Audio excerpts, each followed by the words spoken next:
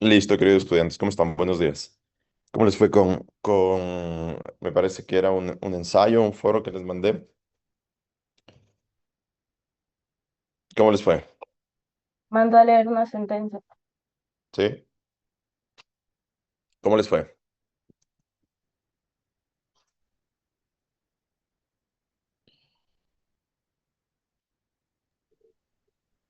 Pues muy Ya, interesante, profesor.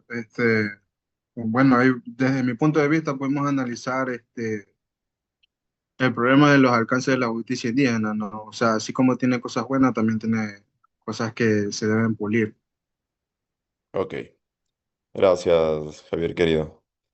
Por favor, si prenden las cámaras, eviten que yo les vea acostados porque hay un efecto en mí que es del irrespeto a los demás y eso no tolero. Y peor los lunes de la mañana. Ok, listo. Como ustedes saben, esta es la última semana, me parece que de clases. La próxima semana tenemos ya la evaluación final del semestre. ¿Estás bien? Ok. La evaluación final del semestre. Y Melina, confírmame si hoy es la última clase con ustedes y la próxima es de la evaluación o aún no tienen conocimiento. Buen día, sí, profesor. Ah, ok, ya. Listo, entonces hoy vamos a ver teoría de los derechos fundamentales y del sistema democrático, vamos a ver derechos colectivos y el carácter supraestatal, lo vamos a hacer de manera breve, y la evolución de los derechos humanos y la igualdad, ¿no? Que es importantísimo para que ustedes cierren la asignatura tanto de interculturalidad, género y derechos humanos. Como ustedes conocen, queridos estudiantes, dentro de la teoría jurídica contemporánea, reflejada dentro de la jurisprudencia internacional. Lo que se distingue es, primero, las reglas, ¿no es cierto? Estas reglas de primer nivel que imponen obligaciones especiales a los estados para proteger los derechos. Cuando hablamos de derechos humanos, hablamos única y exclusivamente de la responsabilidad que tiene el Estado con los ciudadanos de manera generalizada y una regla secundaria que determina obviamente las consecuencias jurídicas ante los derechos de las demás personas, ¿sí? ¿Qué implica esto?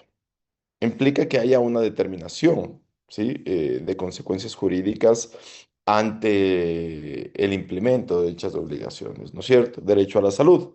El Estado, sobre todo el Estado ecuatoriano, que es donde vivimos, tiene que garantizar el derecho a la salud, el derecho a la educación, ¿no es cierto? Los derechos básicos, que ustedes los conocen de manera plena o absoluta. Adicional a esto, es importante que ustedes conozcan que el fundamento del sistema democrático en el Ecuador es indisoluble, ¿no es cierto? ¿Qué explica esto? Que hay una construcción de una sociedad justa, que el Estado se define como un Estado constitucional de derechos, justicia, de paz, lo que establece el artículo 1 de la Constitución. Sí, en este modelo de Estado, ustedes deben saber que la soberanía radica en el pueblo y que se ejerce a través de los organismos públicos, ¿no es cierto? La forma esta de participación directa que ustedes plenamente la desarrollan buscando siempre la vigencia de los derechos como este límite que vincula al poder de turno, ¿sí? Y obviamente el fin último de esta estructura es de alcanzar el famoso summa causae, que es la definición en quichua, que es el buen vivir del Estado y de la sociedad sobre todo, ¿no es cierto? Cuando hablamos de derechos colectivos y este carácter supraestatal, es importante que ustedes conozcan que los derechos colectivos son esta piedra angular, ¿no es cierto?, de la Constitución ecuatoriana que lo que hace es este reconocimiento de las comunidades, de las comunas, de los pueblos, de las nacionalidades indígenas, afroecuatorianas, montubias, ¿no es cierto? Y otras más como parte indivisible del Estado, ¿sí? Segunda vez que pronuncio la palabra indivisible. Estos derechos incluyen, queridos estudiantes, el mantenimiento de la identidad, que es lo que hemos venido analizando durante esta asignatura, la posesión de tierras ancestrales, todo lo que habla el 171 de la Constitución, ¿no es cierto? Que son inalienables, el ejercicio de la justicia indígena mediante los derechos propios, ¿se acuerdan? ¿Sí? Y este carácter supraestatal de estos derechos se manifiesta en que en los tratados internacionales de derechos humanos ratificados por el Estado ecuatoriano, ¿sí? Cuando reconocen los derechos más favorables, ¿no es cierto? Esta prevalencia de la inclusión sobre la Constitución.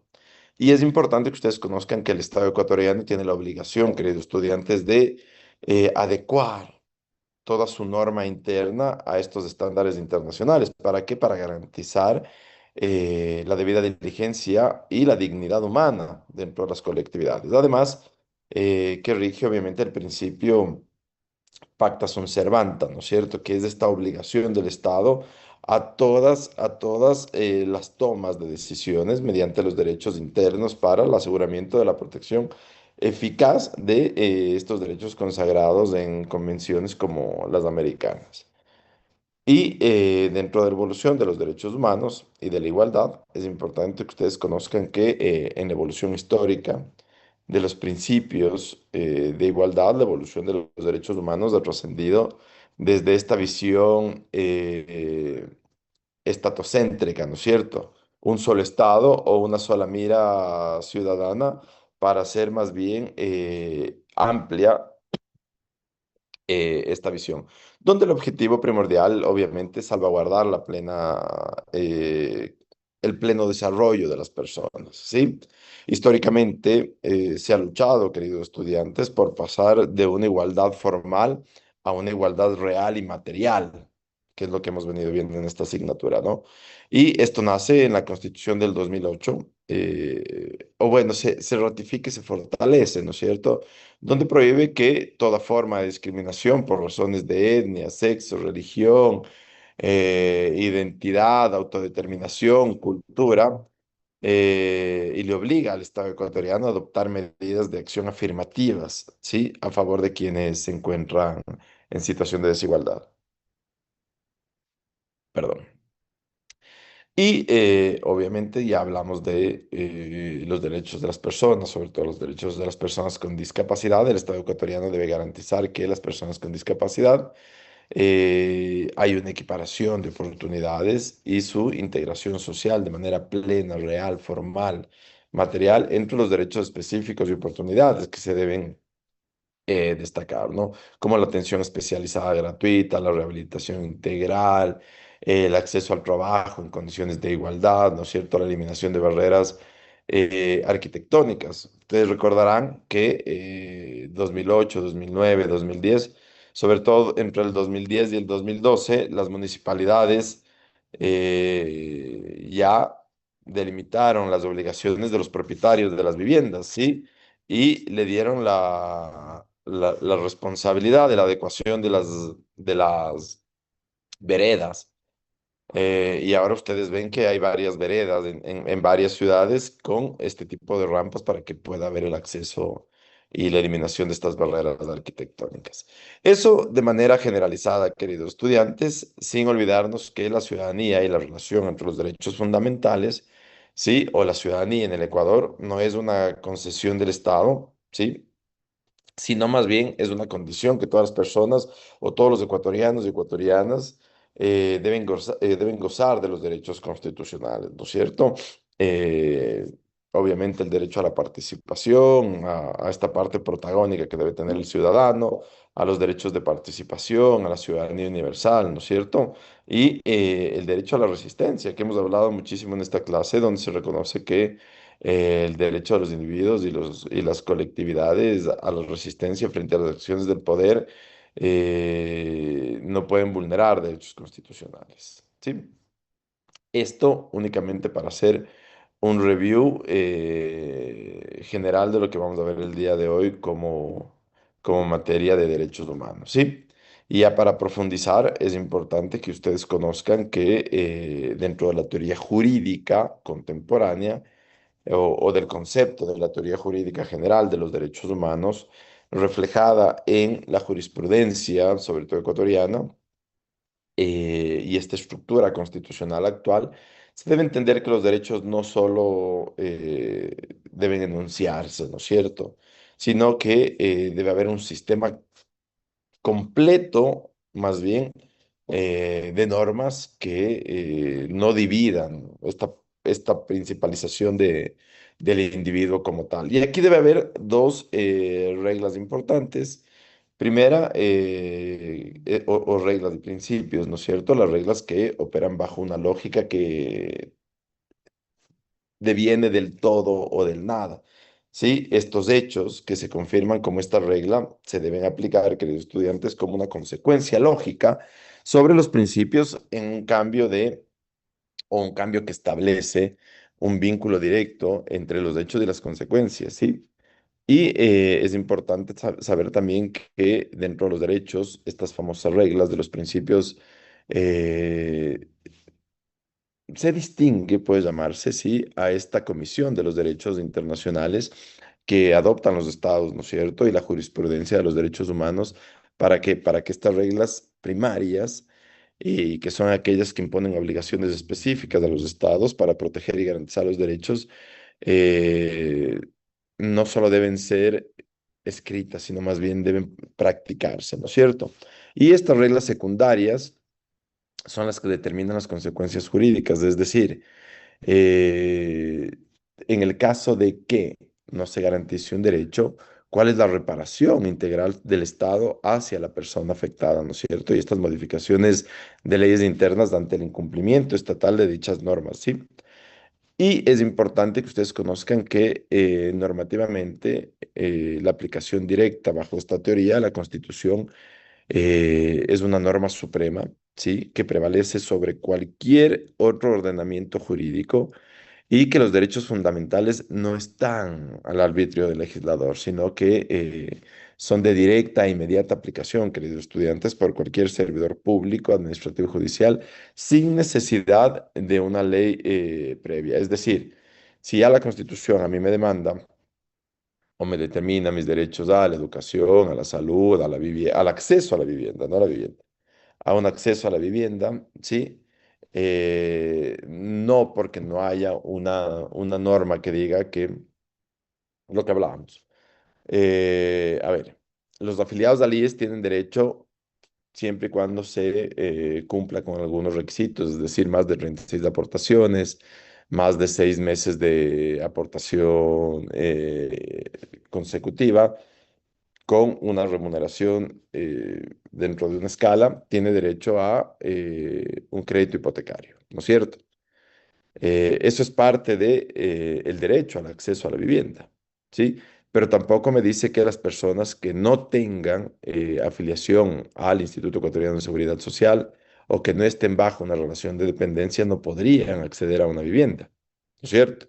Para eso el Estado ecuatoriano debe promocionar planes de acceso a la vivienda. Y ahí tienes algunos planes, no no hagamos propaganda, pero tienes el plan Miti Miti, ¿sí? Son planes que el Estado paga la mitad de la vivienda y el ciudadano debe ver la forma del otro pago del 50% o tu casa 100, que es nada, te revisan tu situación socioeconómica, siempre y cuando estés en los deciles 1, 2 y 3 de pobreza y pobreza extrema, el Estado ecuatoriano te permite postular para que tú puedas acceder a una vivienda sin costo. No lo voy a llamar gratuita, sino más bien sin costo, porque el golpe social obviamente es la falta de acceso a la educación, la falta de acceso a un trabajo digno, ¿no es cierto? Que son estas formas de equiparar del Estado para que se vayan cumpliendo los derechos, ¿sí? Ok. Adicional a esto, como les decía, esta norma o esta normatividad y la aplicación directa bajo las teorías constitucionales de esta norma suprema que prevalece sobre cualquier otro ordenamiento jurídico sin un arbitrio del legislador, es decir, sin que el legislador prohíba o bloquee los derechos eh, más allá de un análisis cuando promulgas una ley, ¿no es cierto? Y esta ley tiene implicaciones. ¿Qué pasa? Lo que haces es, nada, declarar o solicitar una declaratoria de inconstitucionalidad para que la ley sea derogada ¿no es cierto? Sea bloqueada por el órgano máximo constitucional, que es la Corte Constitucional, ¿sí? Y dentro del sistema democrático, queridos estudiantes, de esta construcción de una sociedad más justa, el funcionamiento del sistema democrático es sencillo en el Ecuador, ¿sí? Está o se sustenta bajo un modelo de un Estado constitucional de derechos y de justicia, de paz social, te habla, ¿no es cierto?, la Constitución, y su importancia para la justicia social se manifiesta en los siguientes pilares. Primero, la soberanía popular y participación protagónica, que es eh, la soberanía radica en el pueblo y esta voluntad del funcionamiento estatal, ¿sí? O de todas las autoridades está bajo una democracia, ¿no es cierto? Que no es solo electoral, sino más bien que el ciudadano debe participar de manera protagónica. Y aquí les hago una consulta. ¿Ustedes saben cuál es la participación del ciudadano de manera protagónica sin necesidad de sin necesidad de que el Estado llame a la participación? ¿Conocen ustedes alguna forma de participación? Las Sobre protestas todo, pacíficas. eso estamos hablando más bien de un estado de resistencia, pero vamos a hablar más bien de un estado de participación como ciudadano. ¿Ustedes conocen? Eh, el derecho al voto. Sí, pero vamos a hablar más allá, sin necesidad de que el Estado te llame a participar. Porque recuerden que en el Ecuador el voto no es facultativo para los mayores de 18 años. Entonces el Estado sí te llama y te dice, hey, va a haber elecciones, tú lo que tienes que hacer es ir a votar. Entonces no es que es facultativo. ¿Ustedes han escuchado la famosa silla vacía? Sí. Sí, perfecto. ¿Sí? ¿Y qué han escuchado de la famosa silla vacía? ¿Qué Tomar sabes tú? palabra. La silla vacía es el derecho a participar y opinar y hasta votar dentro de un espacio público que se tomen decisiones para la comunidad. Me tocó a mí, por ejemplo, estar como en silla vacía representando a mi sector barrial dentro del GAT municipal para poder tomar decisiones y mi votación tuvo derecho, voz y voto dentro de esa asamblea. No es cierto. ¿Qué pasa ahí? Tú te vuelves a ver, el órgano máximo del municipio, ¿cuál es? El consejo municipal. No es que es del Correcto. alcalde, ¿no es cierto? Y el consejo municipal, ¿qué hace? Sesiona para tomar decisiones, ¿sí? Y te vuelves parte con este derecho de llamado ciudadano y de participación protagónica. Porque claro, a ti Galo te nombró el barrio, ¿cierto? Pero no es que el municipio llamó a los líderes barriales para que ocupen esa silla vacía, sino que, ojo, está en la Constitución y tú tienes derecho a la participación protagónica en calidad de un concejal más, porque claro, lo que tú dices fue cierto. Tuviste derecho a voz y voto, es decir, hey, vamos a hablar de presupuesto municipal. Ok, Presupuesto participativo. correcto. Esa es otra cosa. Vamos a hablar en general, porque claro, el presupuesto participativo es del 10% del presupuesto general del municipio, ¿no es cierto?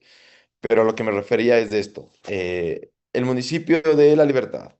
Este es un supuesto porque no conozco datos específicos del municipio. Tiene 15 millones de dólares anuales para obras, ¿sí?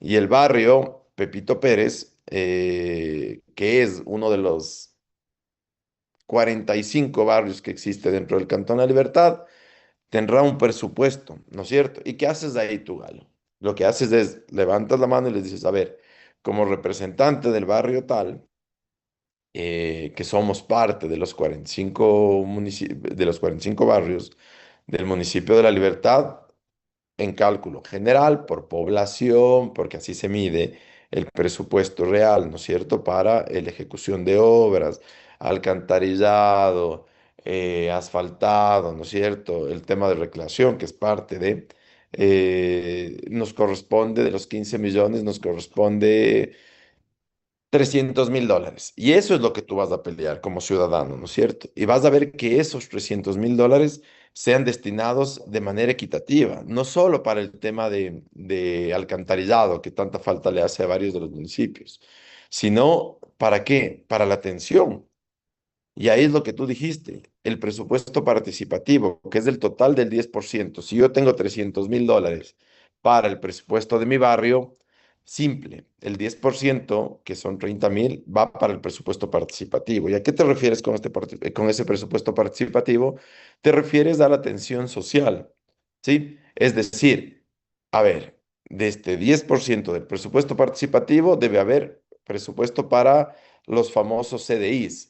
Sí, que es una obligación del Estado, ok, pero también va en correlación, porque es una responsabilidad,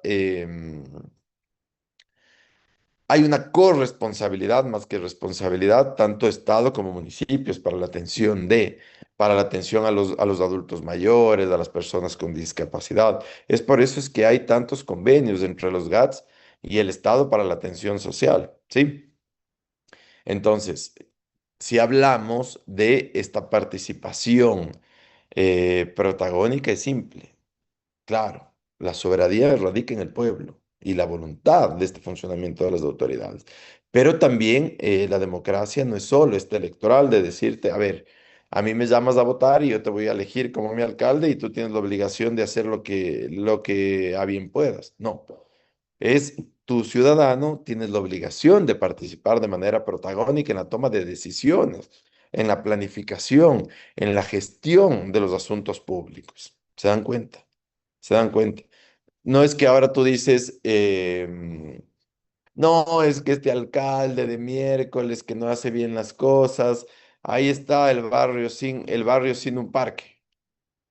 Pero ¿y dónde estás tú que no has participado en las reuniones barriales, no has participado en la toma de decisiones cuando hay las reuniones de los consejos? Porque, ojo, las reuniones de los consejos municipales son públicas, ¿no es cierto? Y ahí es donde tú debes estar sentado, alzando la mano y diciendo qué es lo que le falta al barrio, pues, qué es lo que le falta a la sociedad para que haya esta toma. Igual, cuando hay reuniones o comités, ¿no es cierto?, estatales, ¿qué pasa? Tienes que tomar tú, alzar la mano para que puedas participar con voz y voto, ¿no es cierto? Para que puedas decir, hey, Estado, aquí falta atención en salud. He estado aquí, falta atención en educación. He estado, nos falta atención en el acceso a la vivienda. ¿Sí? Aquí en el barrio tal, de la parroquia tal, del cantón tal, no hay un plan habitacional.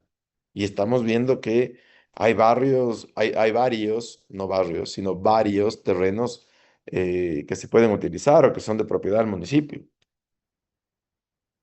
Todo eso tú le haces ver al Estado, ¿no es cierto? A la forma de gobernabilidad con esta participación protagónica.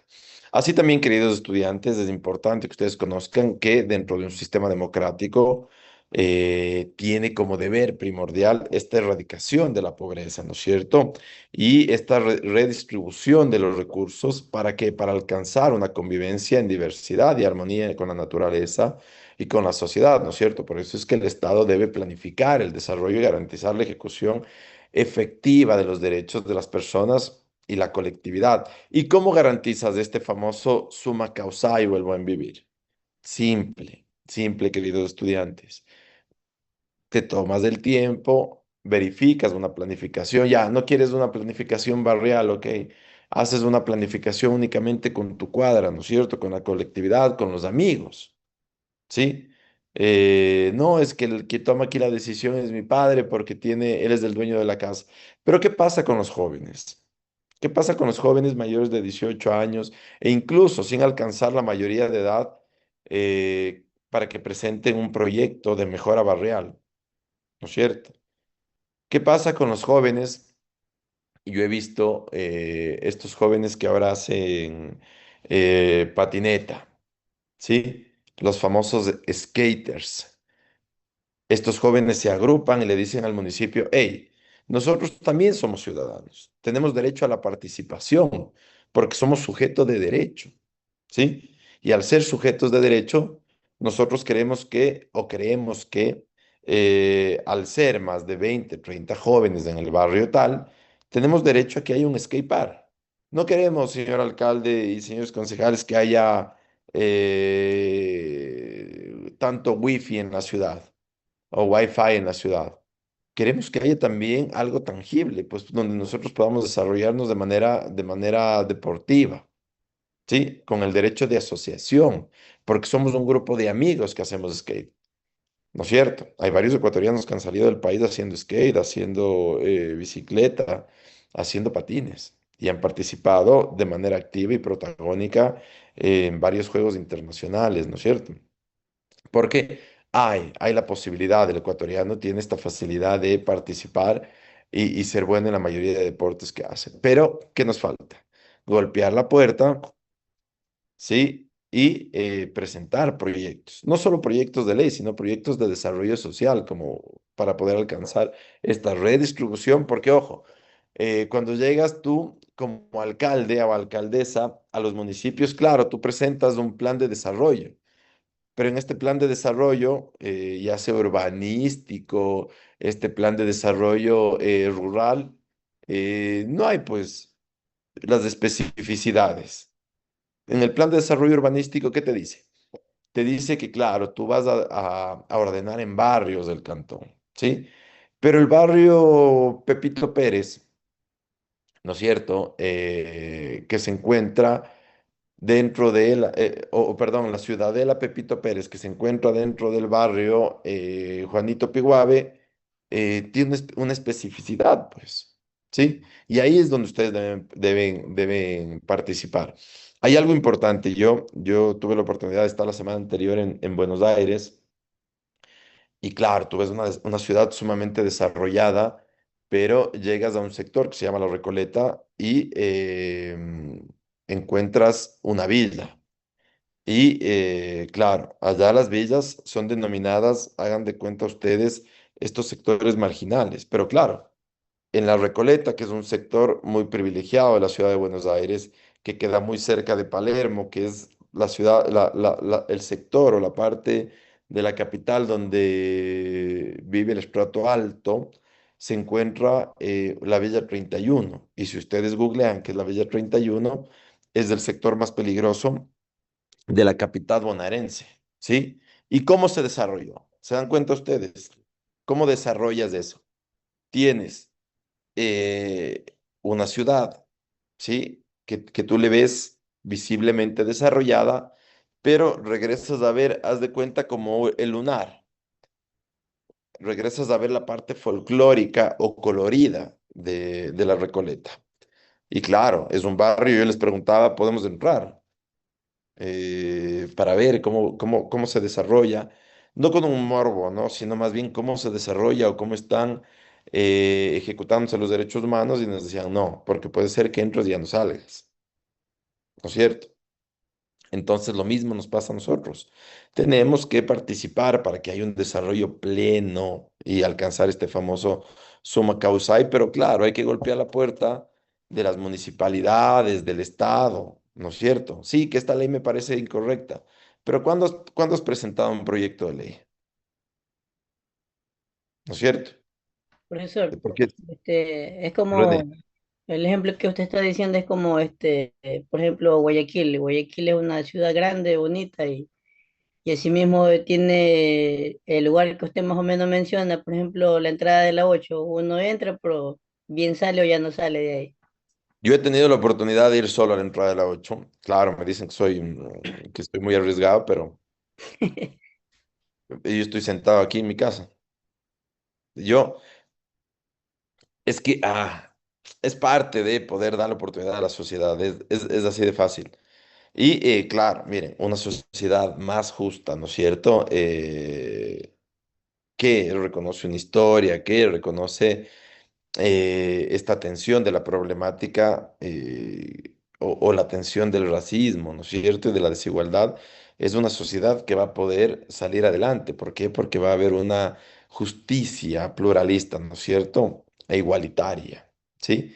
Pero también debemos ser parte de este cambio. ¿Para qué? Para que haya un sistema democrático que asegure, queridos estudiantes, de esta justicia mediante las garantías jurisdiccionales, puede llamarse así, ¿sí? Y obviamente que el Estado haga la reparación integral de cualquier violación de los derechos fundamentales. Pero ahí les hago una pregunta a ustedes.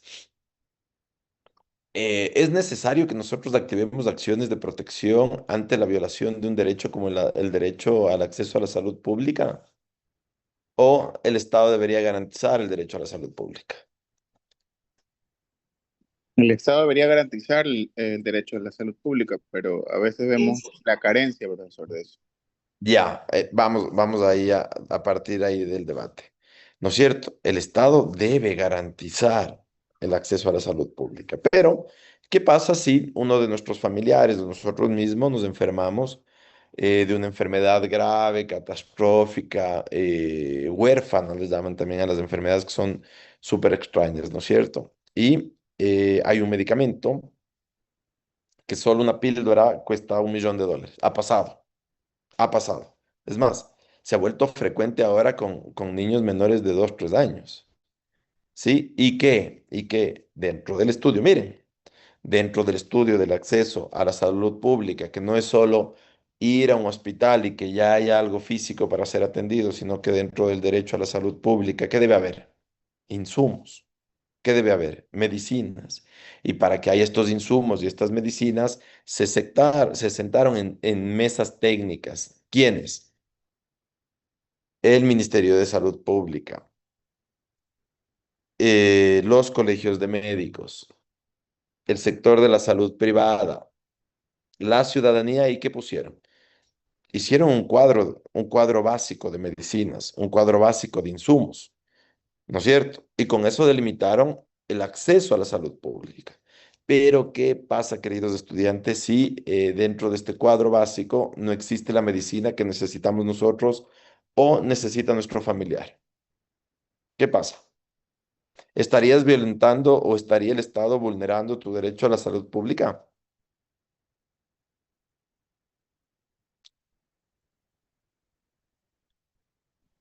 Les escucho.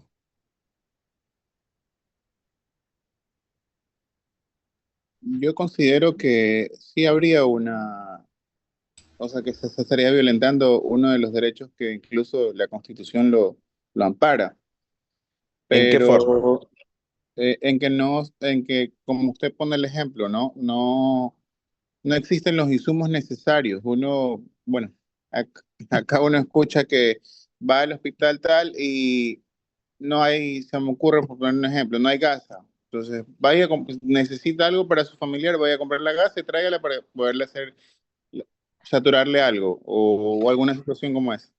Ya, eso es claramente una violación al derecho a la salud pública, pero yo les ponía otro ejemplo, Carlitos. Les decía, ¿qué pasa si te detecta una enfermedad rara, huérfana, ¿no es cierto?, catastrófica?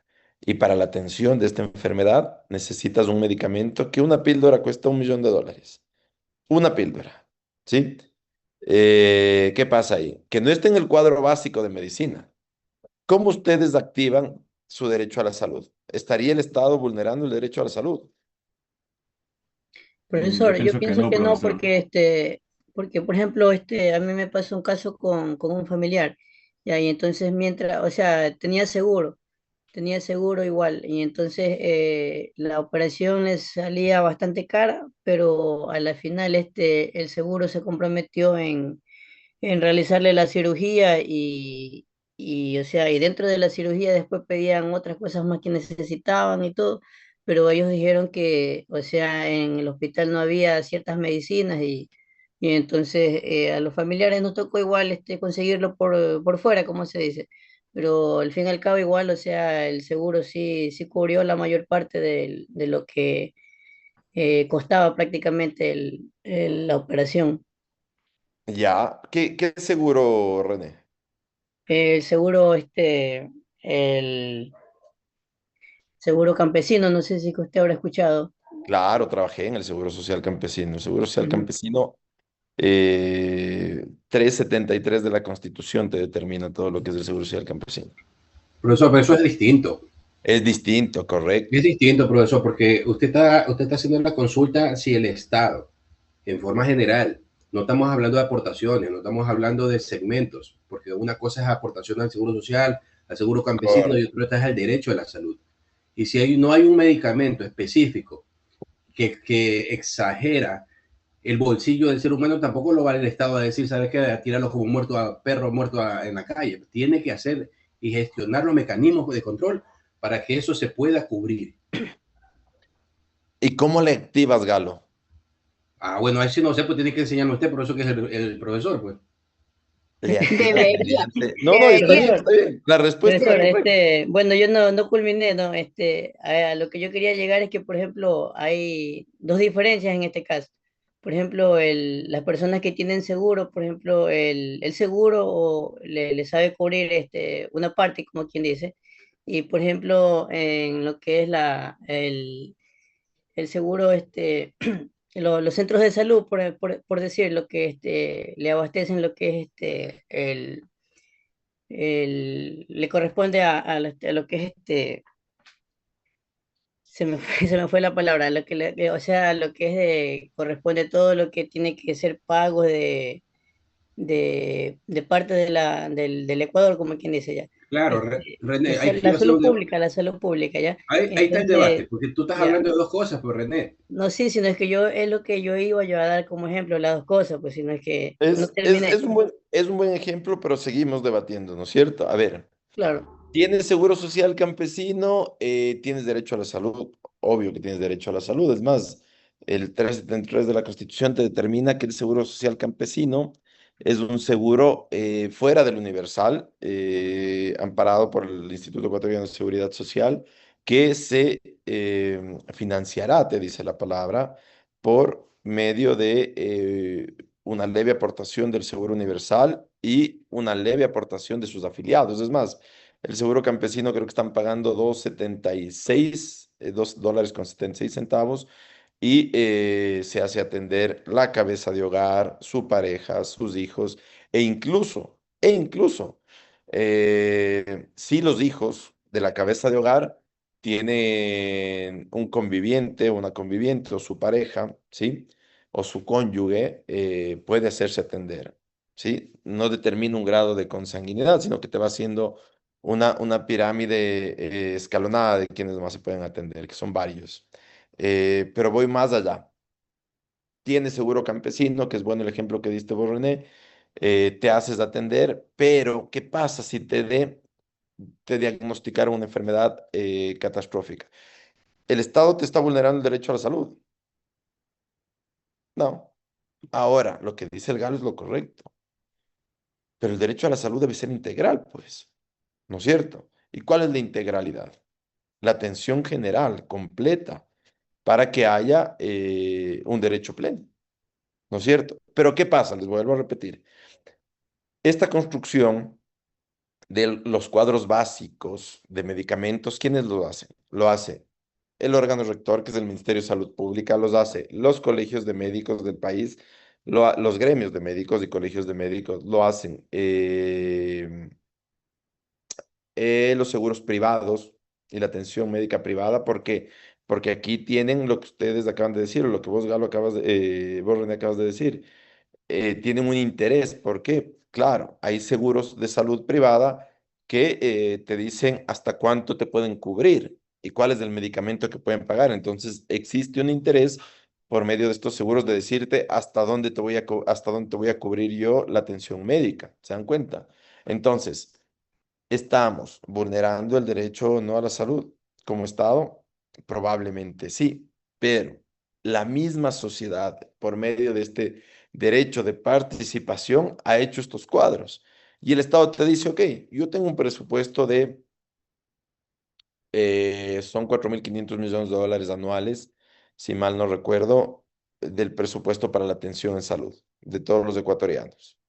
Y de estos 4.500 millones de dólares, hay que comprar medicina, hay que comprar insumos, pago a los médicos, mantenimiento de unidades médicas, ¿no es cierto? Se divide en esta generalidad. Pero repito, ¿qué pasa si te detectara una enfermedad huérfana? Que no están los medicamentos en el cuadro básico. Tienes que acceder tú al derecho a la salud. ¿Y por medio de qué? Por medio de las acciones, Acción de ¿sí? protección. Eso, Leonardo, correcto. Tú activas una AP, que es una acción de protección, ¿sí? Pero ¿con qué alcance? Porque te va a decir, ¿cuál es el derecho vulnerado, Leonardo? Derecho a la salud, abogado. No es cierto, pero ¿en qué alcance?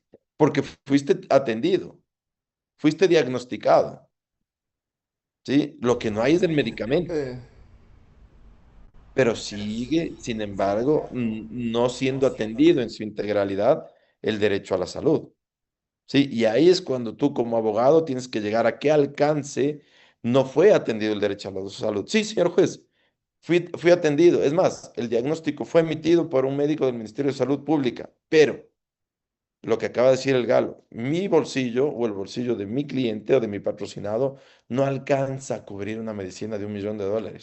Por ende, por el derecho a la salud, que es un derecho universal, sí, el Estado ecuatoriano debe activarse. ¿En qué? En incluir, pero solo des en cuenta, en incluir este medicamento que cuesta $1 millón en el cuadro básico de medicamentos. Y ahí es donde tú activas todo el aparataje estatal para que haya una atención integral plena en el derecho a la salud. ¿Se dan cuenta? Profesor, Galo, pero dígalo.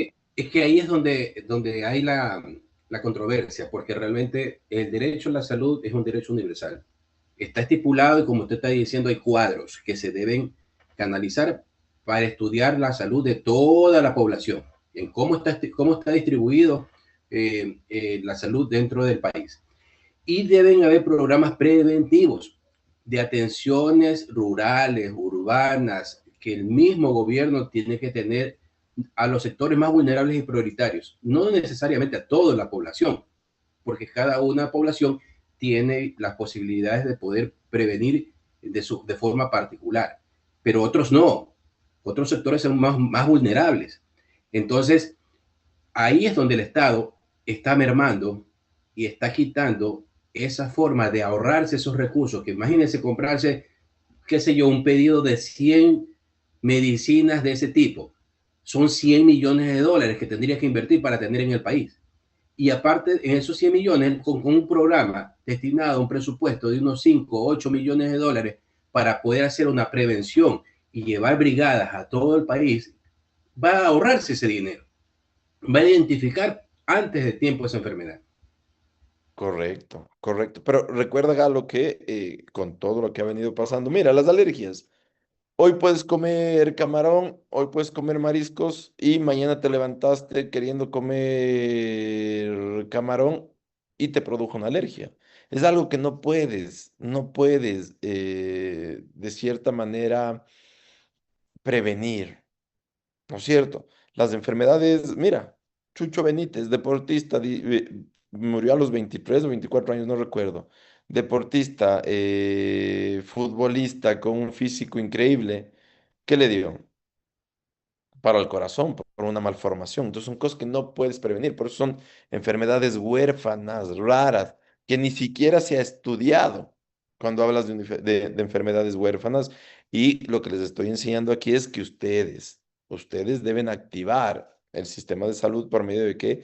De las garantías jurisdiccionales.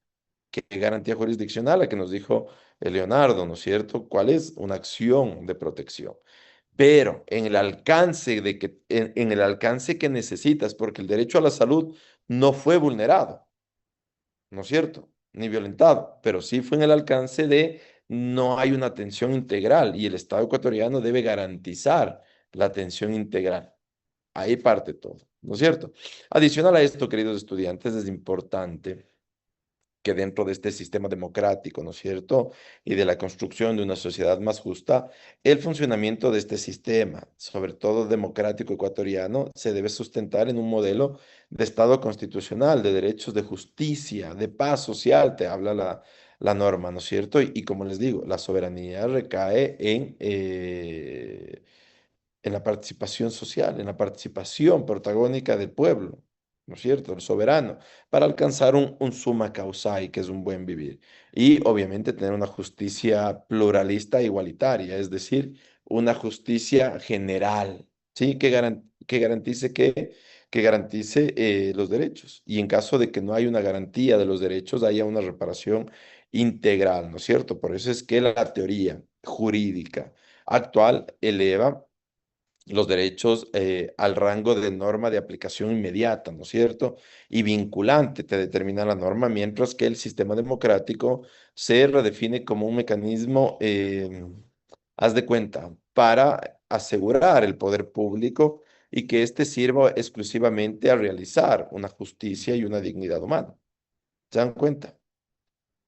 En breves rasgos, lo que ustedes deben hacer para alcanzar una justicia y una justicia y una sociedad pleno, más justa, como ustedes quieran llamarlo. Listo.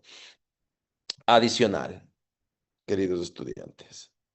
Permítanme un segundo, que por estar hablando ya cerré el papel. Ya. Ya. ¿Dónde está?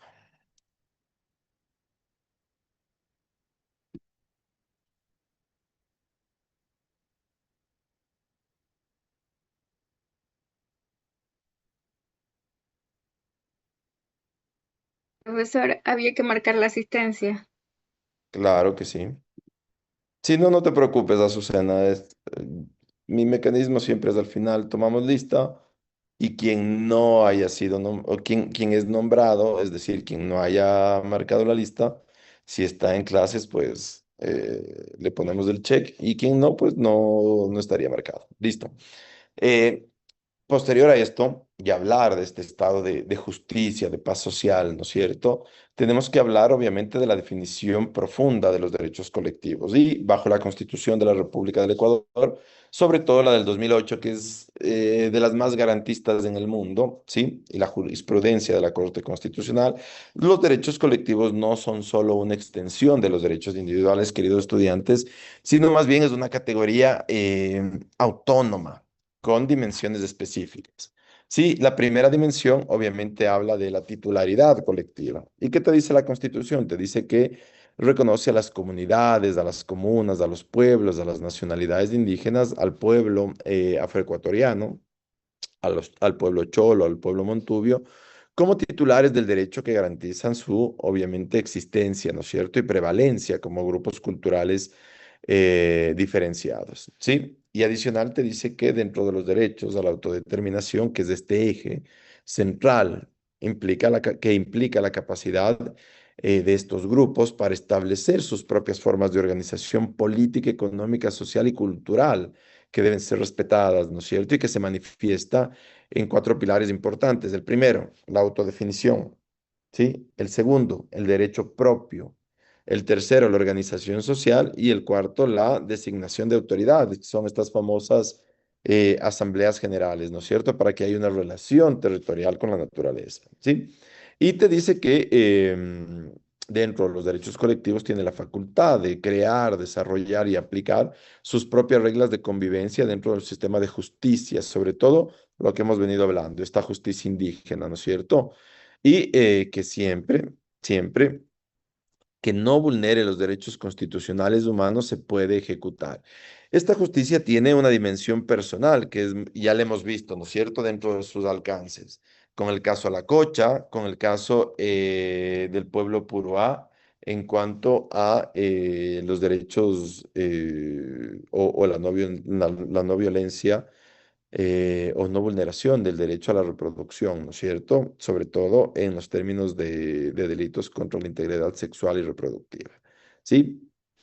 Y te dice que debe incluirse el derecho a la propiedad, que las tierras o los territorios o los territorios ancestrales son imprescriptibles e inalienables, ¿no es cierto? Que son tierras comunitarias, ¿sí?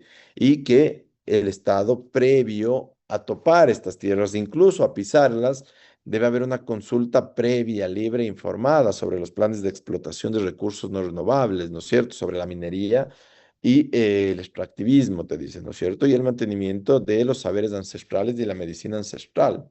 Por eso es que cuando hablamos de carácter supraestatal, es decir, que los derechos fundamentales están dentro de un sistema jurídico, sobre todo el ecuatoriano, debe adoptar una visión donde el derecho fundamental, es decir, los derechos humanos, trasciendan a la voluntad del legislador interno, ¿no es cierto? No podemos tener normas que vulneren los derechos humanos. Por eso es que el 424 de la Constitución te dice que se debe establecer los tratados internacionales de derechos humanos ratificados en el Ecuador, ¿sí? Y que se debe reconocer estos derechos a lo más favorable, ¿no es cierto?, a los contenidos constitucionales. ¿Sí? ¿Para qué? Para que haya una prevalencia e incluso sobre esta norma supranacional o supraconstitucional. Y ustedes han escuchado, queridos estudiantes, sobre el famoso bloque de constitucionalidad. ¿Saben lo que es? Les escucho, que es algo que les va a servir a ustedes como abogados. ¿Saben lo que es? ¿Han escuchado? Yo no he escuchado, profesor. A ver, el bloque de constitucionalidad es algo que no se encuentra escrito en la norma, ¿sí? Pero que los constitucionalistas, es más, todos los abogados que conocen de normativa, sobre todo de jerarquía normativa, la aplicamos. ¿Qué quiere decir esto? El bloque de constitucionalidad no es nada más que una norma igual, ¿sí? De derecho internacional, de sentencias de corte constitucional, apegadas a la Constitución para poder argumentar, para poder motivar, para poder defender y por lo menos para poder solicitar a las autoridades. Es decir, vamos, cuando hablamos de interseccionalidad, abogados penalistas, cuando hablamos de defensa de un caso de homicidio culposo inintencionado, es decir,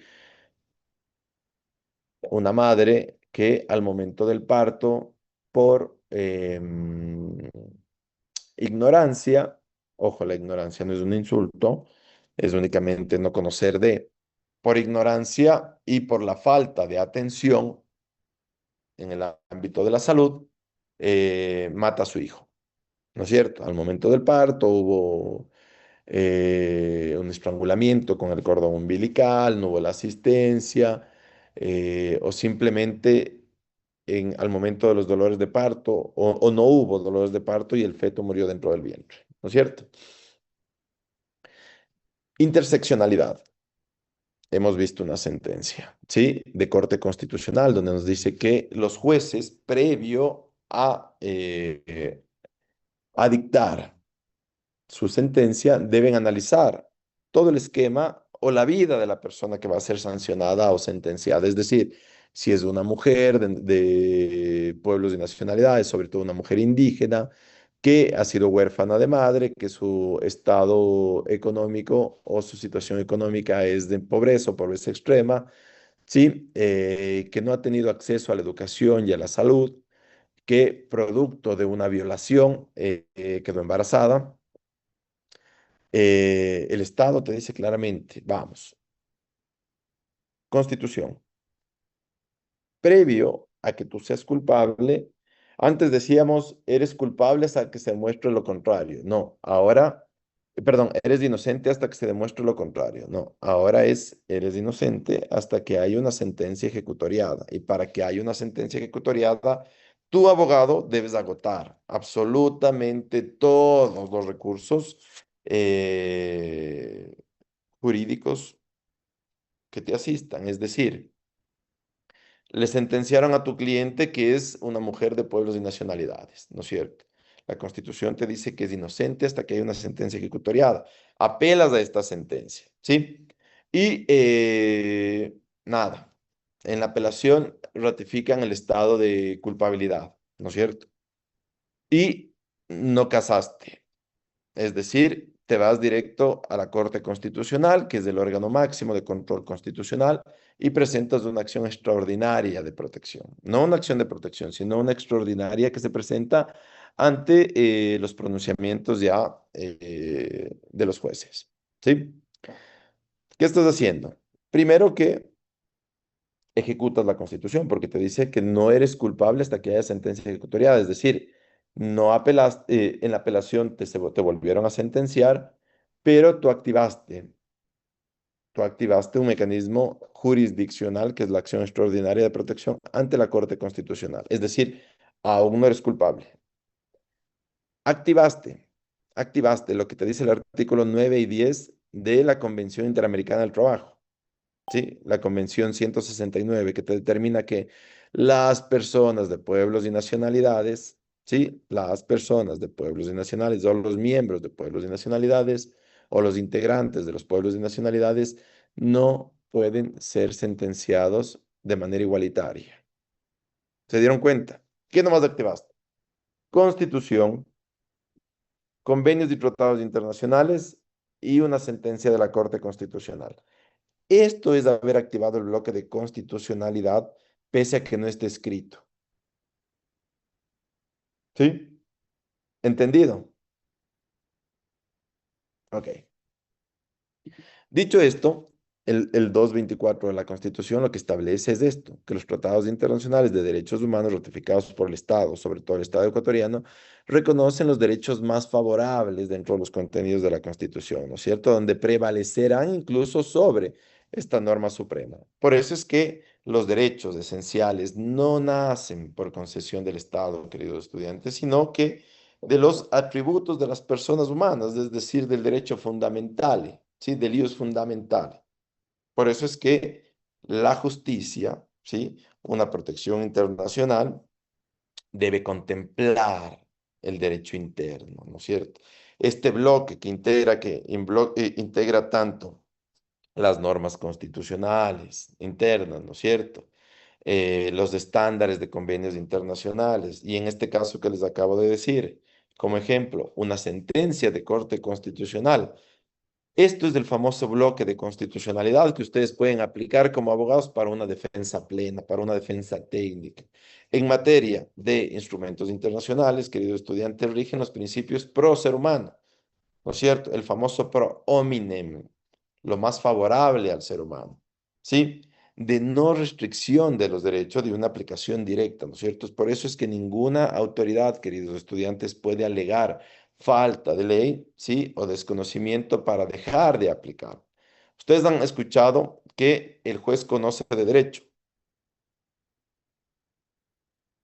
¿sí? Y el juez conoce de derecho es un famoso principio que ejemplo claro, un abogado cita una norma, ¿no es cierto? Y esta norma, o el abogado, por un lapsus calami, digitó mal la norma, o al momento de pronunciarse de su motivación, no leyó bien el número del artículo. No es que el juez va a decirle, hey, eh, su cliente o su patrocinado es culpable porque usted, señor abogado, si toma la norma. No, el juez conoce el derecho, ¿sí? El iura novit curia, famoso principio, debe ser invocado por los jueces. Es decir, no les mando a equivocarse, pero en caso de que cometan ustedes un error al momento de su motivación, el juez lo que debe decirles de, señor abogado, usted ha nombrado, ¿sí? O ha traído a colación una norma que no está dentro de lo que usted está defendiendo, ¿sí? No es materia de estalitis. Por favor, recule. Por favor, corrija. Por favor, revise. Y si usted al momento de revisar permanece con el error, yo juez, le voy a decir cuál es lo correcto, qué es lo correcto, porque usted no puede proceder o no puede defender, no puede haber una defensa técnica si no habla de manera correcta. Por eso es que esta regla, el famoso principio, iura novit curia, ¿sí? Significa que el juez debe informar a las partes sobre la normativa correcta dentro de los hechos probados, ¿no es cierto? Dentro de la ley. ¿Sí? ¿Totalmente claros? Ok, seguimos. Repita, profesor, esa palabra que usted dijo. Biuri. Yura y ura se escribe I latina U-R-A, novit, N-O-V-I-T, novit, curia, C-U-R-I latina A, Jura novit curia. El juez conoce de derecho. Famoso precepto o regla latina. ¿Sí? Gracias, Ok, profesor. no, con gusto. Es decir, en materia de instrumentos internacionales, donde rige estos principios pro hominem, ¿sí? Que es lo más favorable al ser humano, debe obviamente no haber una restricción del derecho, sino más bien una aplicación directa por medio de la autoridad, es decir, por medio del juez. Y aquí hay que hacer un análisis importante a estos derechos, ¿no es cierto? ¿Por qué? Porque la importancia del derecho fundamental para los ciudadanos radica en qué, o es que el cimiento mismo de una sociedad de justicia, de derecho, de paz, que tanto anhelamos. Por eso es que al definir el Ecuador como un Estado constitucional de derechos y justicia, los derechos, ¿sí? Dejan de ser esta promesa política para convertirse en qué, queridos estudiantes, en límites y vínculos del poder político. Es decir, ya no puedes presentar un plan de gobernabilidad si no lo vas a cumplir. ¿No es cierto? ¿No es cierto? Y aquí es importante saber que los derechos del buen vivir, el derecho al agua, a la alimentación, a la educación, a la salud, el acceso a la vivienda, etcétera, son esenciales porque su ejercicio, ¿no es cierto?, debe ser efectivo, debe ser permanente, debe haber un alcance con una armonía social y con la naturaleza para que el sistema asegure esta igualdad real y material que hemos venido hablando, que el Estado está obligado a tomar mediante qué, mediante acciones afirmativas, queridos estudiantes, para, obviamente, para alcanzar estas desventajas. Yo les hablaba a ustedes, ¿se acuerdan ustedes qué es una acción afirmativa?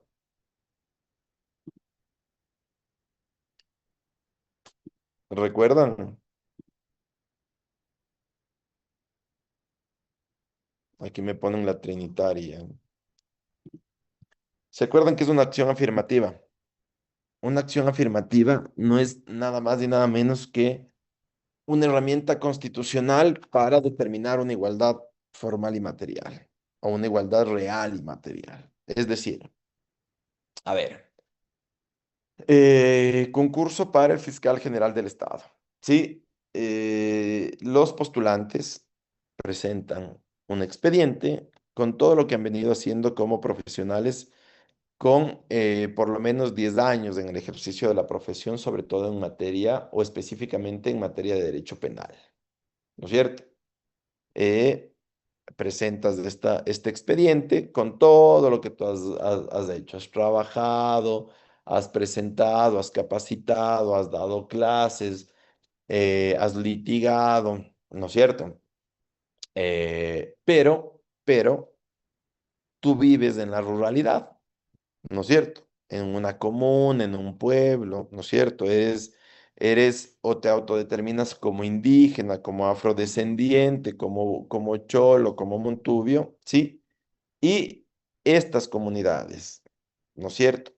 Que tienen personería, te determinan como tal. Y te dicen, David Flores vive más de 2 años en la comuna Puruá, ¿no es cierto? Pueblo indígena, y por eso es miembro de la comunidad Puruá. Esta herramienta, porque es una herramienta, a David Flores le otorga 1 o 2 puntos dependiendo del concurso. Porque claro, no es lo mismo vivir en la ruralidad que vivir en la ciudad, donde tienes mayor acceso a ir a trabajar, tienes mayor acceso a que te contraten como abogado penalista, tienes mayor acceso a que puedas dar clases en una universidad, tienes mayor acceso a varias cosas, ¿no es cierto? No es lo mismo que vivir en una comunidad donde no tienes transporte público que te pueda movilizar, etcétera, etcétera. Eso es una acción afirmativa, una herramienta constitucional que lo que determina es una igualdad real, queridos estudiantes, real, formal, material. ¿Para qué? Para que haya igualdad de armas, ¿no es cierto? ¿Sí? ¿Claros hasta ahí, queridos estudiantes? Profe, espera, no sé, en esto de la salud, ¿Ya? hace mucho tiempo atrás, siquiera de ser unos tres años, hubo una niña de 14 años y yo le tomé la presión y tenía 140 así de presión alta. Y yo le dije a la doctora, le digo, doctora, ella tiene la presión alta, la niña estaba embarazada. Y ella no me supo, digamos, yo le dije, no, súbela a la camilla para que ella pueda dar a luz. Pero doctora, ella tiene la presión alta, le dije yo. No, la vamos a hacer parir. Y el momento que estaba pariendo la niña, entró en convulsión. Comenzamos a correr, a correr, a correr y tuvieron que compañeros subirse encima de la barriga, ella meter la mano y sacar al bebé para poderle salvar el bebé. Pero ella quedó en coma, tuvieron que llevársela. En ese sentido llegaron a investigar, llegaron los miembros de salud, pero para mí la culpable era ella, pero ella supo defenderse y decir que ella venía de otro hospital y que ella ya venía así. Ok, ¿y cuál es la pregunta en general, Azucena? Porque escuchamos del caso. ¿Cuál es la pregunta? La pregunta es que hubo una diligencia médica ahí. Pues que deberíamos ver el caso, deberíamos ver la prueba, porque si la doctora que tú manifiestas se defendió y manifestó que viene de otra casa de salud, acuérdate que el paciente o los familiares tienen la atribución de saber o de decidir si solicita el alta voluntaria o si el hospital le dio el alta. Me explico. Para que se haya agravado la situación de esta paciente.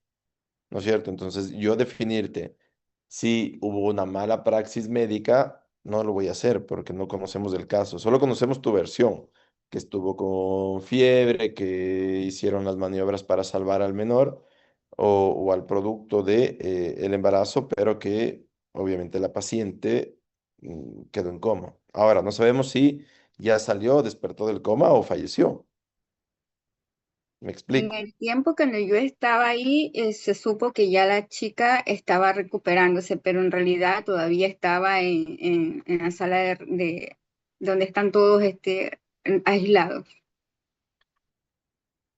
Ahí no hay una vulneración del derecho porque está siendo atendida.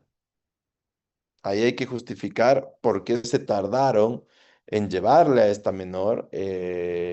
También ver, ¿no? Los médicos ven mucho el tema fisiológico, si fue una menor, cuántos años tiene, cuál fue el producto, por qué estaba embarazada, si fue un tema de violación, si fue un tema de consentimiento, quién es el padre, quiénes son los progenitores. Todo eso se analiza, ¿sí? Previo a determinar una mala praxis médica. ¿No es cierto? Porque la mala práctica va más bien orientada a la falta de atención, ya sea por omisión o por acción, porque los médicos tienen esta responsabilidad de atender de manera técnica y científica al paciente, ¿sí? No basta con ponerles paracetamol y mandarles a la casa, sino que debe haber una atención integral en el paciente, ¿sí? ¿Sí? ¿Claros hasta ahí? Sí, profesor. Ok. Entonces, únicamente para ir cerrando la importancia de los derechos fundamentales, ¿no? Es importante que ustedes vayan viendo que dentro de este ejercicio de los derechos fundamentales, lo que conlleva son estas responsabilidades, ¿no? La ciudadanía, los ciudadanos no solo deben, o deben no solo disfrutar, por así llamarlo, de estas facultades, sino que también deben respetar los derechos de los demás y de la naturaleza, obviamente, como determina nuestra Carta Ius Fundamentale, y luchar por el cumplimiento efectivo. Es así de fácil. Los derechos fundamentales y colectivos del Ecuador lo que hacen son representación de este pacto de coexistencia, ¿no es cierto? De este pacto social que es la Constitución y que busca únicamente saldar deudas históricas con los sectores excluidos. ¿Sí? Y elevar, obviamente, la dignidad humana a esta categoría de norma suprajurídica o jurídica suprema, por así llamarle, de una aplicación universal. Listo. Adicional, queridos estudiantes, como les había dicho yo anteriormente, dentro de esta evolución histórica y de los principios de igualdad, la arquitectura constitucional y los convenios internacionales actúan o su actuación refleja un cambio de paradigma hacia un enfoque más bien antropocéntrico, ¿no es cierto? Donde el fundamento de los derechos esenciales no es la nacionalidad, sino más bien cuál sería estos atributos de las personas como seres humanos, con este enfoque de justicia, de una protección integral, ¿no es cierto?, complementaria a un derecho interno del Estado. Por eso es que el sistema ecuatoriano habla de esta igualdad y se entiende dentro de dos dimensiones clarísimas. La primera dimensión, que no basta con que todas las personas sean iguales ante la ley, ¿no es cierto?, sino que el Estado tiene el deber primordial de garantizar el goce efectivo de los derechos sin discriminación. Esta es la famosa igualdad formal e igualdad material que les estoy hablando. Y la segunda dimensión, obviamente, es alcanzar esta igualdad real, ¿no es cierto? Que el Estado está obligado a adoptar todas las medidas de carácter temporal que favorezcan a los titulares del derecho en una situación de desigualdad. Caso de salud que les acabamos o que entramos en debate, ¿no es cierto? Clarísimo. Si accedes a la salud y en un hospital público te diagnosticaron posterior a estudios, ¿no es cierto?, una enfermedad huérfana, ¿sí? Que para su tratamiento no se encuentra dentro del cuadro médico. ¿Qué hay que hacer, queridos estudiantes? Activar la justicia constitucional por medio de las acciones jurisdiccionales, ¿sí? ¿Y qué pasa si el tratamiento no puede hacerse en el Ecuador? Les dejo ahí para que comencemos el debate. ¿Qué piensas, Maylin Mendoza, si el tratamiento de una persona no puede hacerse en el Ecuador? Hay que buscar la solución en otro país. Ya, pero vamos más allá. Recuerdan ustedes, el sistema de salud no únicamente se efectúa por medio del órgano rector, que es el Ministerio de Salud Pública. El sistema de salud es integral. Entonces tienes al sistema de salud pública, tienes al gremio de médicos, tienes al sector privado de la salud y tienes a la ciudadanía. ¿Te das cuenta? Entonces, sí, y tienes a la academia, ojo, tienes a la academia. Y cuando no hay un tratamiento en el territorio ecuatoriano, ¿quién es el que debería enfocarse en la atención de estos cinco ejes? Obviamente, el Ministerio de Salud Pública, sí, pero ¿quién está llamado a la atención de este tratamiento? Es la academia. Es la academia, porque la academia no ha tomado la interesa de ir desarrollando, ¿no es cierto? Más allá de la generalidad del tema médico. Por eso es que les digo, cuando hay estas famosas mesas técnicas para el establecimiento del cuadro básico de medicamentos, cuando hay el establecimiento del cuadro de tratamientos, cuando hay el establecimiento el cuadro de suministros, cuando hay el establecimiento de honorarios médicos, están todos los gremios de la salud. ¿Se dan cuenta? Entonces, Por eso es que tenemos que tener una participación activa para que haya, en esencia, un efectivo goce de los derechos, ¿sí? Y lo que tú decías, Maylin, es lo correcto. Si no hay en el Ecuador, pues la academia ahí se activa con toda la red de salud y comienzan a ver en qué país existe. Yo tengo un caso de una guagua que nació con, déjame me acuerdo el síndrome, ya no me acuerdo. Bueno, a esta guagua le daban, no desarrollaba su cerebro, no desarrollaba su cuerpo, esta guagua le daban meses de vida. ¿Por qué tenemos el caso? Es porque el papá de esta bebé era un chico que trabajaba en el edificio donde vive mi mamá. Y Andrés, miren, con toda la situación, porque no encontraban la cura en el país, se fue a Texas de mojado. Cruzó el Darién, llegó a los Estados Unidos, ahorita vive en Texas. Y él, miren, como padre, buscó en un hospital en los Estados Unidos para que su hija sea atendida. Claro, a la guagua le daban, les digo, 6 meses de vida. La bebé ya tiene como 4 o 5 años y él se fue indocumentado. Llegó a Texas, presentó el caso, llevó los papeles del diagnóstico de su niña. Obviamente se fue también a trabajar porque estas enfermedades lo que demandan es de recurso, pero logró que un hospital en Texas llevara a su hija a ser atendida. Ojo, le llevó a la mamá de la nena, a su hijo mayor y a la nena a Texas. Ahora viven los cuatro ya. Pero ¿qué pasó? Activamos todo el sistema de salud, activamos a la Cancillería y activamos a la academia, ¿sí? Y ahora el tratamiento está siendo, miren, no es necesario que el Estado ecuatoriano incluso erogue recursos. ¿Por qué? Porque, claro, este hospital en Texas y una fundación lo que hicieron fue atenderles de manera integral. Ellos corren con toda la atención médica, la estadía de la madre y el hermano y ella, obviamente, en Texas. Claro.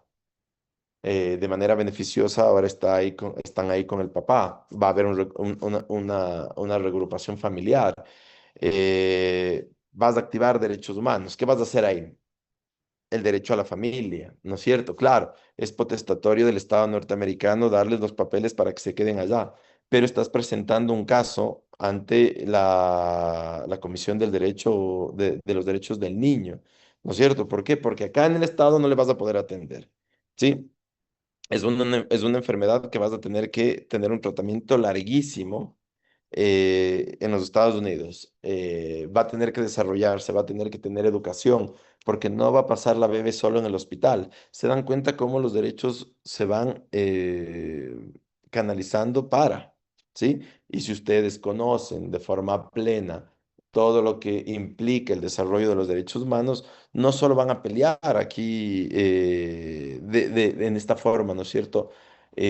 Antropocéntrica, es decir, solo aquí podemos, no, van a tener una visión mucho más clara, mucho más plena de cómo poder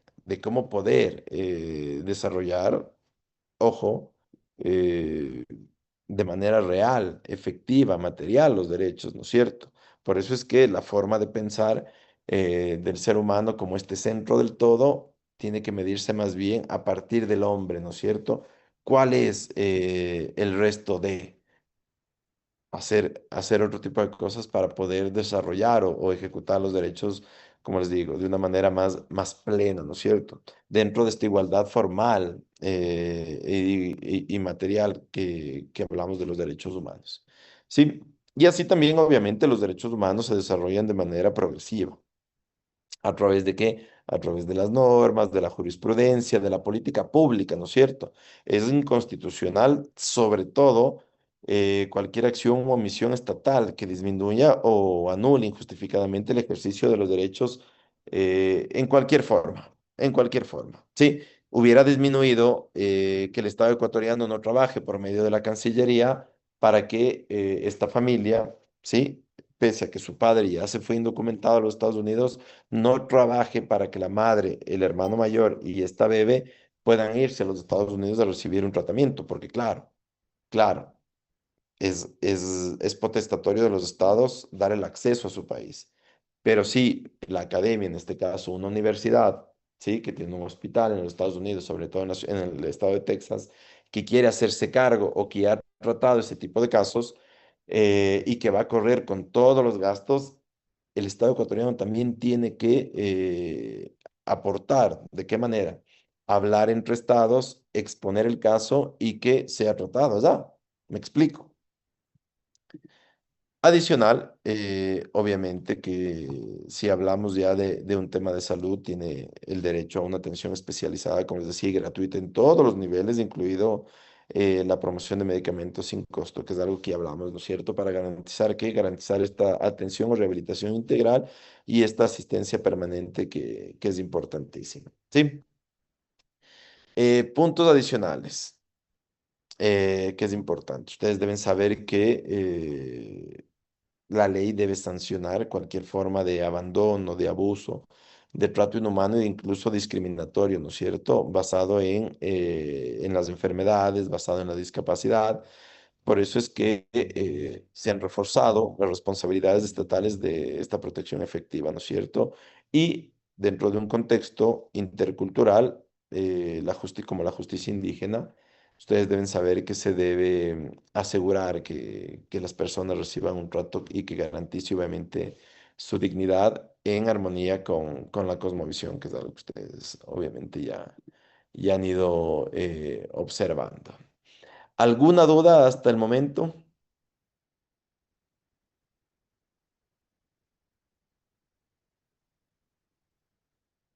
No. Ok. Paso a hacer un review porque hemos analizado todo lo que compete en el ámbito de los derechos humanos como cátedra. Como les dije yo claramente, eh, ya hablando desde un sentir más de la teoría jurídica contemporánea, debe reflejarse que la jurisprudencia internacional se distingue entre las reglas primarias, ¿no es cierto?, y secundarias que ya hemos visto, ¿sí? Y que dentro de este sistema o del funcionamiento de un sistema democrático en el Ecuador, es obviamente indisoluble la construcción de una sociedad justa, de una sociedad de paz, de una sociedad equitativa, ¿no es cierto? Y obviamente el Estado ya definido en el artículo 1 de la Constitución, que es un Estado constitucional de derechos, paz y de justicia social, te habla, ¿no es cierto? Y que en este modelo, obviamente, la soberanía radica en el pueblo y que se ejerce a través de los órganos públicos que ustedes ya conocen sobremanera.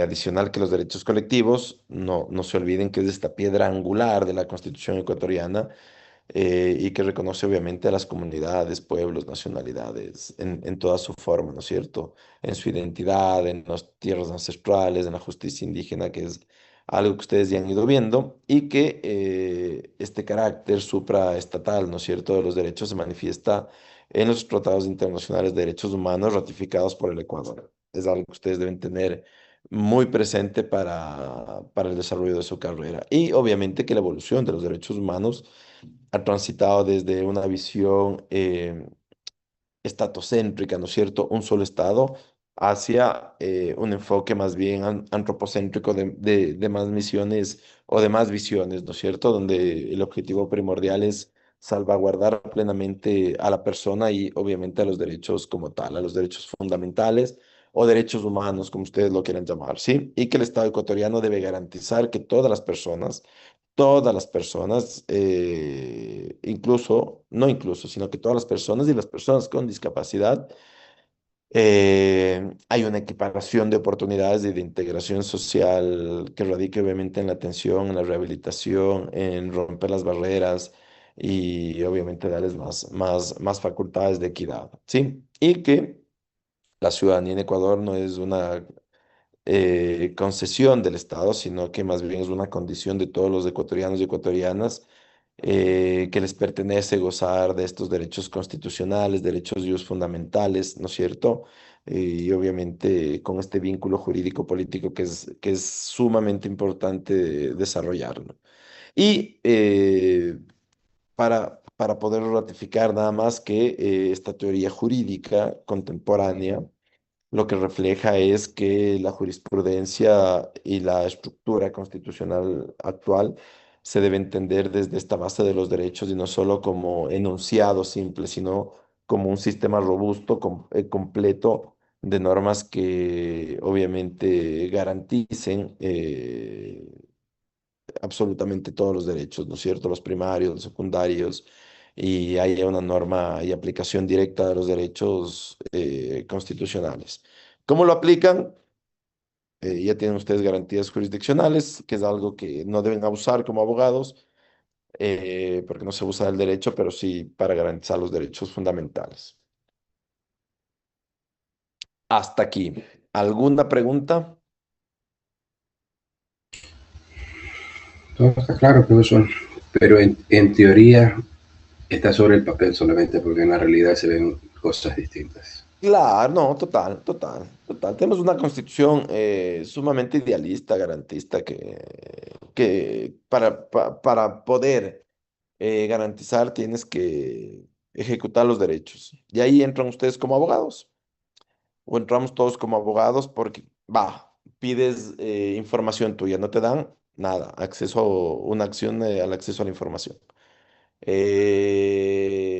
Vas a matriculas a tu hijo, a tu hija para un tema de educación y no te dan nada, acción de protección, ¿sí? Y obviamente eres encarcelado injustamente o tienes un cliente o un familiar que es encarcelado injustamente, habeas corpus, restaurativo, reparador, como tú lo vayas viendo, ¿sí? Pero tienes las herramientas, ¿no es cierto? Al tener una constitución sumamente garantista, tienes que tener un sistema de herramientas para poder garantizar todos los derechos, sobre todo los fundamentales, ¿no es cierto? Hemos analizado durante toda esta asignatura bosque protector Los Cedros, ¿sí? Extractivismo no permitido. Empresa no estatal, sino empresa terciaria que entró al tema de extractivismo y no fue consultada. No hubo consulta previa libre e informada a los pueblos. Hubo una violación a los territorios ancestrales. Entonces, ¿qué va pasando ahí? Acción extraordinaria de protección para informar que la acción del Estado fue inconstitucional, ¿no es cierto? Tienes las herramientas. A eso es lo que voy, que ustedes como abogados van a tener que garantizar todos los derechos, sobre todo los derechos humanos, ¿sí? Y hemos visto. Sí, no basta con que el Estado te diga que ya fuiste atendido en un hospital, pero ¿qué pasa si de esa atención se derivó un diagnóstico y de este diagnóstico se derivó a que no haya dentro del cuadro básico de medicamentos del medicamento? Abogado, ¿qué haces? Presentas una acción de protección para que, claro, el alcance de la atención sea el integral, porque te van a decir, ¿le atendieron o no le atendieron? Sí, es que sí le atendieron. Listo, no hay vulneración al derecho. No, no, señor juez. Claro que le atendieron, pero yo quiero explicar cuál fue el alcance de la atención. La atención se derivó de un diagnóstico a una enfermedad huérfana, ¿no es cierto?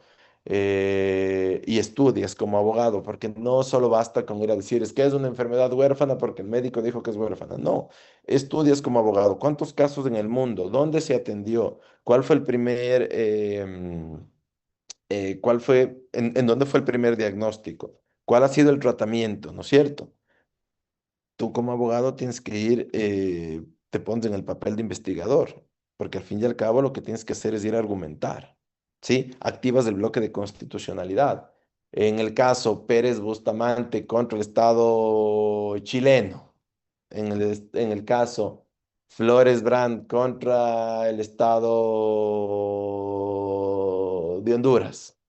Me explico, tienes que buscar, como abogado, tienes que buscar los mecanismos para activar, ¿sí? ¿Qué dijo la Corte Interamericana? ¿Qué dijo la Corte Constitucional? ¿Qué dice el tratado tal en el tema de salud? ¿Qué dice cuando hay vulneración a los pueblos y nacionalidades? Me explico. Entonces, sí, tenemos una constitución sumamente garantista y al ser sumamente garantista, obviamente tienes una acción, al ser garantista, se presta para lo que acabas de decir tú, Galo, que no se efectúen los derechos de manera real, ¿no es cierto? Y para que sea formal y real, tienes que activar. las herramientas que te da garantías jurisdiccionales y con eso vas a ir trabajando. El Estado se ha vuelto durante estos últimos 30 años muy politizado Total. y el derecho va de la mano solamente de la política, en este caso. Sí, Porque, porque en realidad, mire lo que sucede. Yo antes de ayer, no sé si los compañeros observaron aquí en Libertad, 3 manzanas bloqueadas por el tema de manejar nuevamente el caso de Aquiles Álvarez. Ese tipo está sin sentencia todavía. Se han agotado, hasta el habeas corpus le han negado. Tantas situaciones que se van dando. Entonces uno lo escucha a los profesores, la cátedra, y va analizando hasta dónde llega el alcance político de la parte constitucional, de la parte de derechos, la parte que se vulneran derechos. No estamos defendiendo, sino que se ejecute realmente algo en concreto. Ese hombre sin sentencia está metido en una cárcel de alta peligrosidad. No sé si tienen la razón de tenerlo ahí, no tenerlo ahí, pero uno comienza a hacer análisis, ¿no? Hacia dónde va el alcance de la mano del poder político. ahí tienes que actuar como abogado. Claro, a ver, aún no llegamos a entender el alcance más que del poder político, el alcance jurídico que tienes, ¿no es cierto? Pero tú como abogado, cuando no tienes un elemento o no tienes una forma de motivar, de argumentar o defender lo indefendible, ¿hacia dónde te vas? Te vas hacia la justicia paralela. Y la justicia paralela, lamentablemente, es los medios de comunicación que lo queramos o no, son parte de un poder paralelo. No están ni en el poder ejecutivo, ni el legislativo, ni en el judicial. Es un poder que tiene una sociedad que no debería serlo. Porque miren, yo he visto casos, acuérdense ustedes el caso de Karina del Pozo, esta chica quiteña que fue asesinada y violada. ¿Se acuerdan? Nada, ahí hubo 3 sentenciados. Y uno de la sentencia, por ser un caso sumamente mediático, fue David Piña, que ahora es abogado, ¿no? Especialista en derecho penal, que fue violado en la cárcel. ¿Se dan cuenta? Entonces, vienes, como tú dices, los últimos 30 años, vienes sopesando una sociedad, más que de manera política. La rencilla social y la discriminación estructurada es algo que debemos nosotros ir luchando, luchando, porque claro, son grupos, no vamos a entrar a un tema político porque es una clase más académica que política, pero son grupos del poder que tú les llamas y que la sociedad lo llama y me incluyo. Estos grupos de poder por ideología es sumamente nocivo para una sociedad que nos ilustra. Y lo que tú dices, Galo, es lo correcto. Claro, tú estás estudiando derecho, comienzas a ver nuevas formas de garantía. Sí, la Constitución es sumamente garantista y se presta para varias cosas, varias cosas. Eh, Hablamos de la prisión preventiva, vamos. La prisión preventiva es de última ratio. Previo a la prisión tienes medidas alternativas a la prisión. Tienes presentación periódica, tienes grillete electrónico. Y si ya agotaste estas dos, de la presentación periódica y el grillete y el arresto domiciliario, nada, tienes la prisión preventiva. Pero ¿qué pasa para activar esto? ¿Qué necesitas para activar esto? Necesitas que el procesado garantice su comparecencia. Es que es así de fácil. Y cuando la fiscalía ve que porque quien debe oponerse o quien debe ratificar la solicitud del abogado defensor es la fiscalía, porque la fiscalía le dice al juez, sí, yo también creo que basta con la presentación periódica para que el procesado o el investigado, en este caso, vaya a comparecer a juicio, ¿no es cierto? Porque, ojo, la fiscalía es nada más que un órgano administrativo de investigación, ¿sí? Con autonomía en el sistema judicial.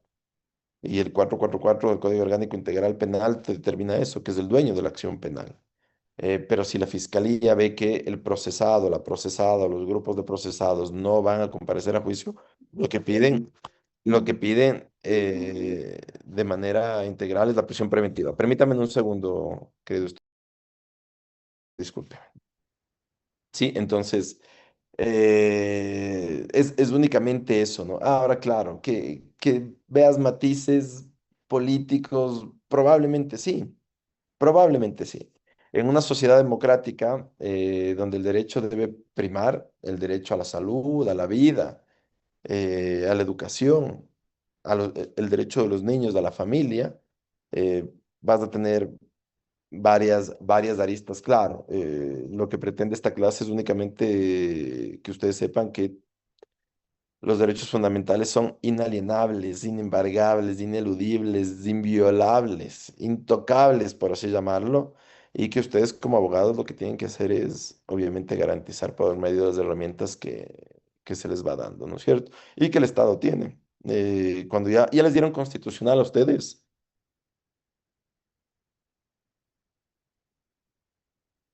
Sí, profesor, pero solo ¿qué lo básico, qué les dieron de constitucionalidad? de que era la rama más importante, la norma primordial y que y que no hay ninguna norma menor que está sobre encima. Correcto. Con esas tres aristas tienen todo lo que es constitución. Claro, ojo, yo soy constitucionalista de la UPCE. Yo estudié constitucional en la UPCE.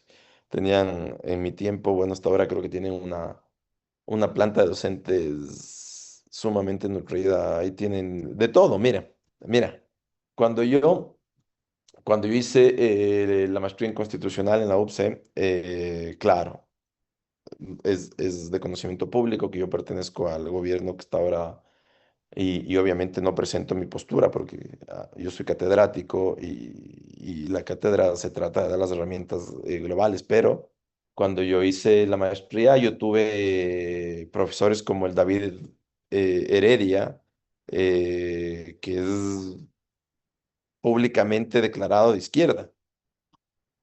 Le tuve al José Luis Vázquez, públicamente declarado de izquierda, a la Pamela Aguirre Castro, a la Daniela, la Jimena Ron y la Daniela, se me va el apellido de la Daniela. Que claro, que son públicamente declarados de izquierda, pero ¿qué te lleva ahí? Te lleva al profesionalismo y a ver cuáles son las herramientas, y tú vas viendo, porque claro, en una sociedad donde el pensamiento influye más que la ética, y ni siquiera el pensamiento político, ojo, porque eh, es importante decirlo y no tenemos una sociedad nutrida políticamente o nutrida en un ámbito ideal idealista o ideal de la política. Aquí te declaras de izquierda porque me gustó más, o te declaras de derecha porque me gustó más, y al fin y al cabo cuando hablas no eres ni lo uno ni lo otro. Hablamos con ustedes del feminismo, ¿se acuerdan? Y claro, te declaras feminista porque simplemente vas a un grupo, pero no sabes más allá de, y hablamos con ustedes la clase anterior del verdadero feminismo, ¿no es cierto? De esta lucha por los derechos, de la reivindicación de los derechos para las mujeres, ¿sí? Entonces, nada, es un tema más de profesionalismo, de ética que de ideales. De ahí, obviamente, cuando nuestro gobierno, y me incluyo, obviamente, se ha hecho mal, la Corte Constitucional ha derogado normas que tú te pones a pensar, socialmente necesitas, tienes un sector público abarrotado, son 476.000 funcionarios públicos. Tienes un estado inflado de servidores públicos que probablemente no solucionas nada, ¿no es cierto? No solucionas nada. Ves las unidades judiciales abarrotadas de expedientes y no tienes fecha de audiencia. Vas al sistema de salud abarrotado de funcionarios públicos y no tienes médicos especialistas. Vas al sistema de educación, deporte y cultura abarrotado de funcionarios públicos y no tienes planes de desarrollo para las vacaciones. Me explico. Entonces, cuando quieres implementar, mira, una norma que socialmente, porque ustedes lean y les invito, es una ley derogada, pero solo léanla. Lean la ley de eficiencia en la administración pública. Léanla y luego vayan y pidan cualquier servicio, el que ustedes quieran. Educación, salud, el que ustedes vean. Vivienda y se van a dar cuenta del porqué de la norma, pero claro, la Corte Constitucional declara la inconstitucionalidad de la desvinculación de los funcionarios públicos, perdón, no declara la desvinculación, declara la inconstitucionalidad de la norma en eficiencia, en la Ley de Eficiencia al Servicio Público, pero ojo, no la declara de manera general, le dice, esta ley es inconstitucional y todo lo que ustedes actuaron con esta ley, que fue en el periodo julio, agosto, septiembre, octubre, noviembre del 2026, 25, está bien hecho. Pero si ustedes aplican la norma desde noviembre, desde diciembre del 2025 en adelante, habría una vulneración del derecho. O sea, también tienes un sistema de control constitucional que, no quiero sonar político, pero te voy a decir, Pero vas a está quedar- justificando lo mal hecho, pues. es que, ya, gracias, Galo, tú me diste hablando. Me explico. Claro, ¿dónde está la inconstitucionalidad? O sea, tengo una corte que quiere que a sabiendas del soberano, quiero quedar bien, pero tengo un sistema público inflado y que la única herramienta para el gobierno de turno era tener una ley que le diga al funcionario público, porque ustedes vean, ustedes revisen las noticias desde julio del 2025 hasta noviembre del 2025 y van a ver un sistema público cambiado. Ustedes iban a los hospitales y había atención. Me explico. Había medicina. O le declaran inconstitucional a la ley de eficiencia en la administración pública y volvieron a esconder las medicinas. Ustedes revisen, y les digo porque conozco un caso en Manabí. Enero, febrero, las, las publicaciones de la gobernación. Y la gobernadora de Manabí se llevó en peso a los funcionarios que escondían las medicinas en los hospitales públicos. Y conozco un caso porque, claro, una persona llegada sufrió un accidente en Manabí y hay un hospital, no me acuerdo el nombre del hospital, que es de alto nivel, pero claro, les faltaban medicinas. Y cuando fue la gobernadora, revisó que en la bodega había las medicinas, pero no estaba en la farmacia. Entonces, ¿de qué nos sirve tener funcionarios públicos que pongan la cascarita al gobierno de turno? ¿Sí? Y son esas cosas que como tú dices, Galo, mm, claro, a veces nos afecta porque todos tenemos en la familia algún funcionario público que si se quedaría sin trabajo afectaría, ¿no es cierto? Pero vamos más allá, pensemos en sociedad, pensemos en el soberano que necesita una atención de primera para poder garantizar los derechos. Y ahí es donde ustedes como abogados van a tener que atacar. Eso es, queridos estudiantes. Creo que ha sido nutrido. Melina, querida, esta es nuestra última clase del semestre. Sí, Sí, profesor. y nos despediríamos con el examen la próxima semana. Ok, tenemos un cuadro de exonerados, ¿no es cierto? Ya, como contigo, ¿puedes quitar la temporalidad en los mensajes o no tenemos temporalidad contigo en los mensajes? Sí, profesor, tenemos la temporalidad. Ahí le A envío ver, el listado de nuevo. déjame quitar la temporalidad para poder tener el cuadro aquí. ¿Cuántas personas se exoneraron? 7. Ya, el resto es examen la próxima semana. Lo vamos a hacer en una hoja con esfero gráfico rojo y azul, ¿sí? Porque, como les había dicho yo la vez anterior, El primer examen fue sumamente fácil. Hubo personas que les ayudaron a otros compañeros que no tenían que sacarse la nota de 40, porque claro, al día siguiente o a la clase siguiente que yo les preguntaba lo mismo, no sabían ni qué responder. Entonces, únicamente para garantizar su aprendizaje, queridos estudiantes, las personas que van a dar el examen la clase que viene, que no tengan micrófono o cámara en óptimas condiciones, pues no podrán dar el examen porque van a tener que hacerlo a mano. Dos preguntas, como es mi estilo, de análisis sesudo. Pásame, por favor, el listado de las personas que se exoneraron y nada más para cerrar, permítanme ver el tema de la asistencia.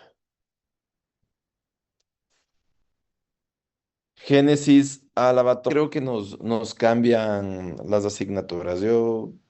La universidad sabe que mi voluntad es seguir, pero en el caso de que no, ya nos debemos de ver en otros espacios. Muy agradecido de antemano también, profesora. No. Sinceramente, la dedicación que nos ha dado la cátedra ha sido muy bonita. Por mi parte, enriquecedora porque hemos descubierto otros ámbitos que quizás no habíamos topado anteriormente. ¿Para qué? Muy agradecido, profesor. Un gusto. Te agradezco por tus bondadosas palabras, Galo. Ese creo que es el fin último de la cátedra, poder llegar de manera sencilla.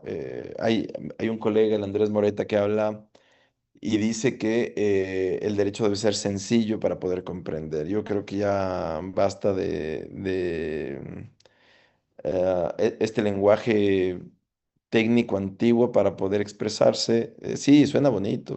Tú puedes decir en una audiencia, señor juez, la norma sustantiva antes nombrada, sí, pero es mejor poder delimitar, ¿no? Poder especificar y poder ser más sencillo. Yo hasta ahora recuerdo parte de mis audiencias.